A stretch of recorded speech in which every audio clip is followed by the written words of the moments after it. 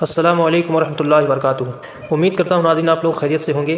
حضرات آپ کی خدمت میں ایک بہت ہی دلچسپ اور ایک اعلی رسول اولاد علی جن کو ہم جانتے ہیں محسن صورت مفسر قرآن سید مقصود ربانی رحمۃ اللہ علیہ، تو آئیے میں چند باتیں یہ ناچیز آپ کی خدمت میں لے کر حاضر ہوا ہے اور ان کی زندگی کے بارے میں کچھ مطالعہ کرتے ہیں۔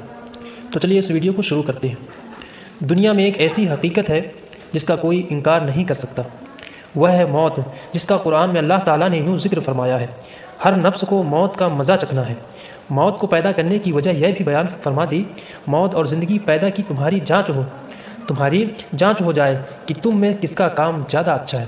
موت کے بعد عمل کا دروازہ بند ہو جاتا ہے، اس لیے اہل اللہ اور صالحین ہر گھڑی رضائے مولا کے کاموں میں لگے رہتے ہیں اور خاتمہ بالخیر ہونے کی دعا کرتے رہتے ہیں۔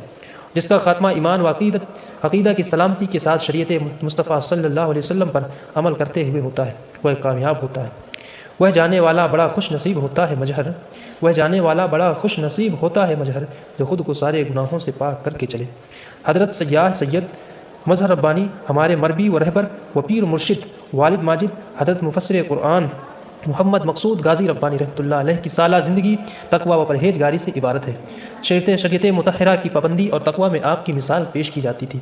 حضرت کی مبارک زندگی کے بارے میں جب ہم غور کرتے ہیں تو یہ بات روز روشن کی طرح واضح ہو جاتی ہے کہ حضرت کی مبارک زندگی کا نصب العین صرف اور صرف رضائے الہی کا حصول اور پیارے آقا صلی اللہ علیہ وسلم کے دین کی خدمت کرنا تھا۔ حضرت اپنے ایک کلام میں خود فرماتے ہیں، الہی عمر گزرے خدمت دین محمد صلی اللہ علیہ وسلم میں خادم ہی رہوں، اسلام کا مخدوم مت کرنا۔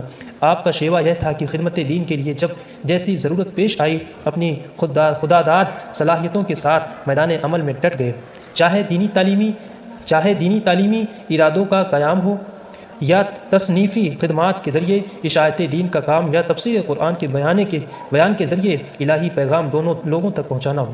لیکن خدمت دین کا جو سب سے مؤثر طریقہ حضرت کا تھا وہ ہے واعظ و نصیحت اور علمی بیانات، جو پیر و مرشد کربانی رحمۃ اللہ علیہ سے خلافت و اجازت کے بعد سے آخری عمر تک جاری رہا، جس سے ہزاروں گشتگان راہ ہدایت نصیب ہوئی۔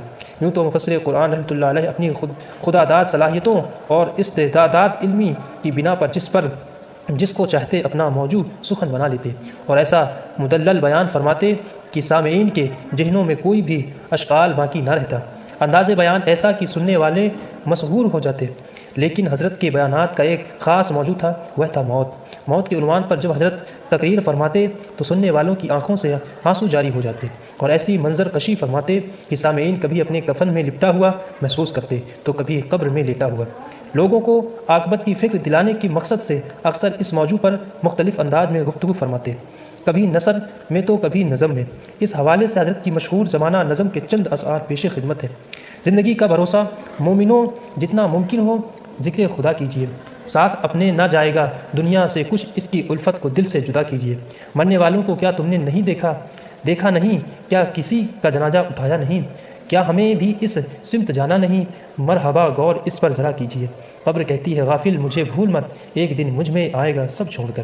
دم غنیمت ہے کر لے جو نیکی بنے، جب قضا آئی پھر قیا ادا کیجیے۔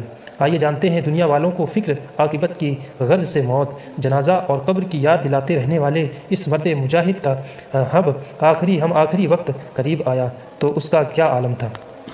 وصال مبارک سے چند روز پہلے جب مفسر قرآن علیہ رحمہ کی طبیعت زیادہ نساج ہوئی تو راکم الحروف نے، جس کو ان دنوں حضرت کی علاج مالجا کی سعادت حاصل تھی، فوراً ہمارے فیملی ڈاکٹر جناب محمد رفیق صاحب سے رابطہ کیا، جو شروع سے حضرت کا علاج فرما رہے تھے اور جب بھی طبیعت ناساز ہوتی تو فوراً حضرت کو دیکھنے گھر آ جاتے۔ ڈاکٹر صاحب گھر تشریف لائے، حضرت کا چیک اپ کیا، کچھ ضروری جانچیں کروائیں اور ہم لوگوں سے کہا کہ آپ لوگ حضرت کو ریجنسی ہاسپٹل کانپور میں ضرور دکھاتے۔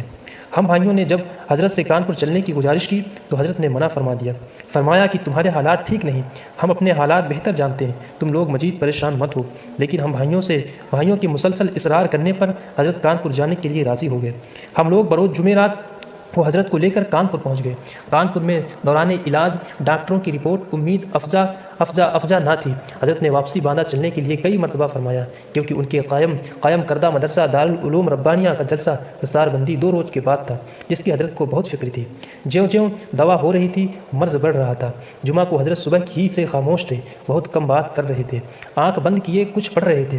اسی دن رات کو مغرب کے بعد حضرت کے پاس ہم اور برادر اصغر موجود تھے کہ اچانک حضرت نے اٹھنے کی کوشش کی، مگر نکاہت کی بنیاد پر خود سے بیٹھ نہ سکے۔ ہم نے ریموٹ کے ذریعے فوراً بیڈ کو سراہنے سے اٹھایا۔ حضرت نے بلند آواز سورہ مزمل شریف کی تلاوت شروع کر دی۔ آواز اتنی بلند تھی کہ ڈاکٹر ان کے معاون فوراً کمرے میں آ گئے۔ ہم نے حضرت سے آہستہ پڑھنے کی درخواست کی، مگر حضرت محویت کے عالم میں تلاوت کرتے رہے۔